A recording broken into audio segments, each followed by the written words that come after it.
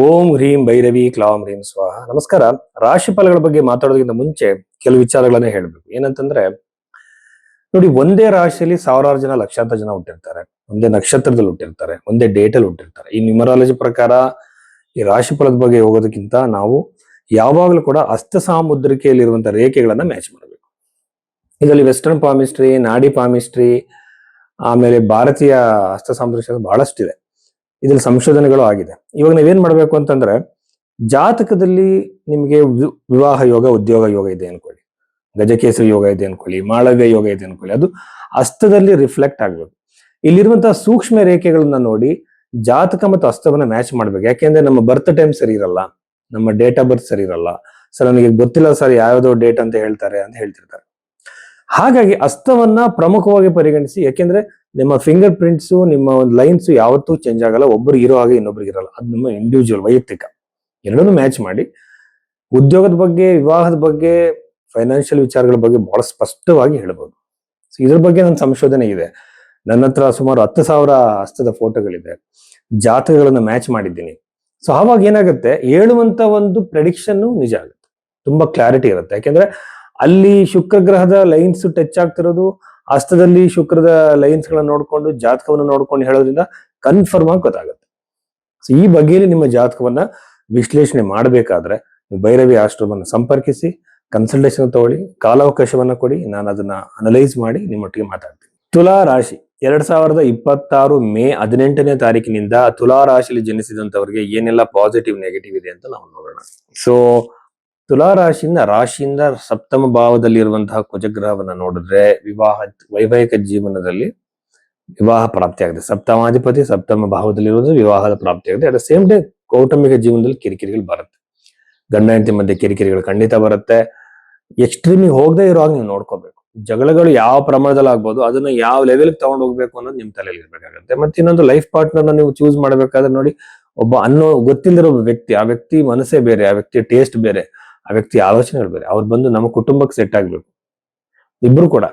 ಇದಕ್ಕೆ ಅವ್ರ ಕಾಲಾವಕಾಶ ಬೇಕು. ಅವ್ರನ್ನ ಅರ್ಥ ಮಾಡ್ಕೊಳ್ಳೋ ತರ ನಾವು ರೆಡಿ ಮಾಡ್ಬೇಕಾಗತ್ತೆ. ಅದು ಬಿಟ್ಟು ರೆಡಿಮೇಡ್ ಆಗಿ ಮನೆಗೆ ಟಿವಿ ತಂದಂಗೆ, ಫ್ರಿಡ್ಜ್ ತಂದಂಗೆ ಅವ್ರ ನಮ್ಮ ಜೀವನದಲ್ಲಿ, ನಮ್ಮ ಕುಟುಂಬದಲ್ಲಿ ಒಂದಾಗಲ್ಲ. ಆ ರೀತಿಯಾಗಿರುವಂತಹ ಸಿಚುವೇಶನ್ ನ ಕ್ರಿಯೇಟ್ ಮಾಡಬೇಕು. ಆ ರೀತಿಯಾಗಿರುವಂತಹ ಒಳ್ಳೆಯ ವಿಚಾರಗಳನ್ನು ಹೇಳ್ಕೊಡ್ಬೇಕು ಲೈಫ್ ಪಾರ್ಟ್ನರ್ಗೆ. ನಿಮ್ ಟೇಸ್ಟ್ ಏನು ಅಂತ ಗೊತ್ತಿಲ್ಲ, ಅವ್ರ ತಕ್ಷಣ ತಿಳ್ಕೊಂಡ್ಬಿಡ್ತಾರೆ ಆಟೋಮೆಟಿಕ್ ಆಗಿ. ಸಾಧ್ಯನೇ ಇಲ್ಲ. ಇದು ಬಂದು ಲೈಫ್ ಪಾರ್ಟ್ನರ್ನ ಅರ್ಥ ಮಾಡ್ಕೊಳ್ಳೋ ವಿಧಾನ. ಹಾಗಾಗಿ ವೈವಾಹಿಕ ಜೀವನದಲ್ಲಿ ಕಿರಿಕಿರಿಗಳು ಬಂದಾಗ ಈ ಮನಸ್ಸಲ್ಲಿ ಈ ವಿಷಯವನ್ನ ಅರ್ಥ ಮಾಡ್ಕೊಳ್ಳಿ. ಇದಾದ್ಮೇಲೆ ಇನ್ನೊಂದೇನಂದ್ರೆ, ಅಷ್ಟಮದಲ್ಲಿ ಸೂರ್ಯಗ್ರಹ ಯೂಶುವಲ್ ಆಗಿ ಮ್ಯಾರಿಟಲ್ ಲೆವೆಲ್ ಇಶ್ಯೂಸ್ ಕೊಡತ್ತೆ. ಅದನ್ನ ಸರಿಪಡಿಸ್ಕೋಬಹುದು. ಒಂದೇನಂದ್ರೆ, ಗೌರ್ಮೆಂಟ್ ಇಂದ ಬರ್ಬೇಕಾಗಿರುವಂತಹ ಪ್ರಾಪರ್ಟಿ ದುಡ್ಡು, ತಂದೆಯಿಂದ ಬರ್ಬೇಕಾಗಿರುವಂತಹ ಪ್ರಾಪರ್ಟಿ ದುಡ್ಡು ಪಿತ್ರಾರ್ಜಿತವಾಗಿ ನಿಮಗೆ ಸಿಗೋ ಸಾಧ್ಯತೆ ಅತಿ ಹೆಚ್ಚಾಗಿರುತ್ತೆ. ಸೊ ಹಾಗಾಗಿ ಈ ಟೈಮ್ ಪೀರಿಯಡ್ ಬಹಳ ಒಳ್ಳೇದು. ನವಮ ಭಾವದಲ್ಲಿರುವಂತಹ ಗ್ರಹಗಳನ್ನ ನೋಡಿದ್ರೆ, ಒಂದು ಪುಣ್ಯಕ್ಷೇತ್ರಕ್ಕೆ ನೀವು ಯಾವುದೋ ಒಂದು ಹಣದ ಒಂದು ದಾನವನ್ನ ಕೊಡೋ ಸಾಧ್ಯತೆ ಇದೆ. ಅಟ್ ದ ಸೇಮ್ ಟೈಮ್ ನೀವು ಕೂಡ ಅಲ್ಲಿಗೆ ವಿಸಿಟ್ ಮಾಡುವಂತಹ ಸಾಧ್ಯತೆ ಅತಿ ಹೆಚ್ಚಾಗಿದೆ.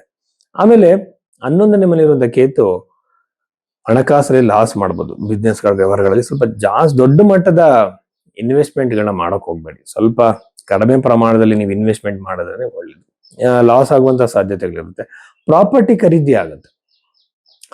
ಬಟ್ ಏನಾಗುತ್ತೆ ಅಂತಂದ್ರೆ, ಷಷ್ಠ್ಯಾಧಿಪತಿ 6ನೇ ಮನೇಲಿ ಇರುವಂತದ್ದು ಯೂಶುವಲ್ ಆಗಿ ನಿಮಗೆ ಪ್ರಾಪರ್ಟಿ ಡಿಸ್ಪ್ಯೂಟ್ಸ್ಗಳು, ಇಂಜೆಕ್ಷನ್ ಕೇಸ್ಗಳು, ಸ್ಟೇ ಆರ್ಡರ್ಗಳು, ಈ ತರ ಸಮಸ್ಯೆಗಳನ್ನ ಎದುರಿಸಬೇಕಾಗತ್ತೆ. ಒಂದ್ ವೇಳೆ ಪ್ರಾಪರ್ಟಿ ಖರೀದಿ ಮಾಡೋದೇ ನೀವು ನಿಶ್ಚಯ ಮಾಡ್ಕೊಂಡಿದ್ದಲ್ಲಿ ಲೀಗಲ್ ಆಗಿ ಪರ್ಫೆಕ್ಟ್ ಆಗಿದೆ ಅಂತ ಒಂದ್ಸಲ ನೋಡ್ಕೊಳ್ಳಿ.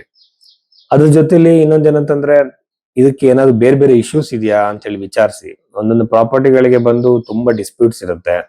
ಲೀಗಲ್ ಆಗಿ ಮೂಲದಿಂದ ನೋಡ್ಬೇಕಾಗತ್ತೆ. ಲೀಗಲ್ ಅಡ್ವೈಸ್ ತಗೊಳ್ಳುವಂಥದ್ದು ಬಹಳ ಇಂಪಾರ್ಟೆಂಟ್ ಆಗುತ್ತೆ. ಬಟ್ ಈ ಒಂದು ಇಶ್ಯೂಸ್ ಇರುವಂತಹ ಟೈಮಲ್ಲೇ ಪ್ರಾಪರ್ಟಿ ಖರೀದಿ ಕೈ ಹಾಕಿದೆ ಅಂದ್ರೆ ಯೂಶುವಲ್ ಆಗಿ ಏನಾದ್ರು ಒಂದು ತಕರಾರು ನಿಮಗೆ ಬರಬಹುದು.